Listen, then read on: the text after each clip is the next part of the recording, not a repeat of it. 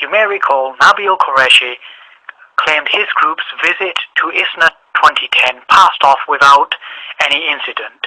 And you may also recall my subsequent showcasing of footage which showed David Wood and Sam Shamoun being thrown out of the said event.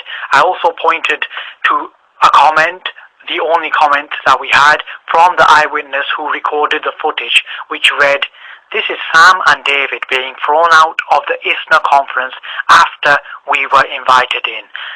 The black man is the sheikh that Sam was supposed to debate." This is all he said. Now, based on this comment and the footage, I accused Nabeel of lying. However, I have received additional information via private message. What's happened here is the eyewitness, who is a friend of David Wood's, has seen my video, seen my claim concerning Nabeel Qureshi, and he has decided to give us an elaboration of the event, or additional information, if you like. He has said David Wood and Shamoun were invited in to speak to a sheikh.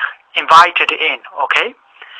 And the security came around and checked to see if they had passes for the event. They did not have passes for the event, hence they were ejected from the event. Apparently, the lady who invited them in had no authority to do so. So that's what this eyewitness is now claiming. That's fair enough. However, there is a small discrepancy or curiosity, as David Wood in the footage can be heard saying, "I won't do it again, I won't do it again." This appears to be said to the security, so that's baffling, right? Do what again? What is he not going to do again? That's a question we don't know. However, it would be inconsistent and intellectually dishonest to base a claim of deception against Nabeel whilst knowing all this information, because Nabeel, in all intents and purposes, is well within his right to say ISNA passed off without incident. This is not a major incident, according to the eyewitness. So let's leave it at that.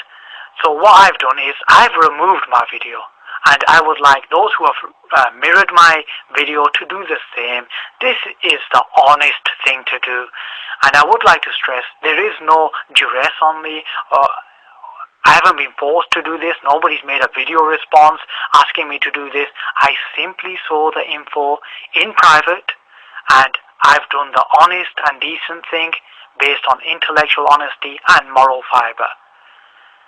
So I expunge this material, abjure myself, and apologize. Now, there may be a number of Islamophobes out there disappointed by this action, because these people try to pass Muslims off as people who sanction lying and deception in their dealings with non-Muslims. Ironically enough, David Wood is somebody who espouses views of a similar nature. He considers Muslims as dishonest people, yet he is being refuted by my actions. I could quite easily have swept this information under the carpet. It was private after all, and I could have continued with my claim if I was deceptive. If Islam really allowed this type of dishonesty, I would have continued, right? But I didn't. I did the honest thing. So that refutes David Wood. However, the question is, would David Wood have done the same thing? Well, let me relay a story about David Wood. David Wood was claiming honor killings are allowed in Islam in his comment section on his blog. So what did I do? I sent him a link saying otherwise, really. Look, David, honor killings are not allowed in Islam. Look at this link, David. And this link contained a quote from a scholar telling us that honor killings are not allowed. What does our friend David Wood do? He sweeps it under the carpet. Doesn't allow it. He's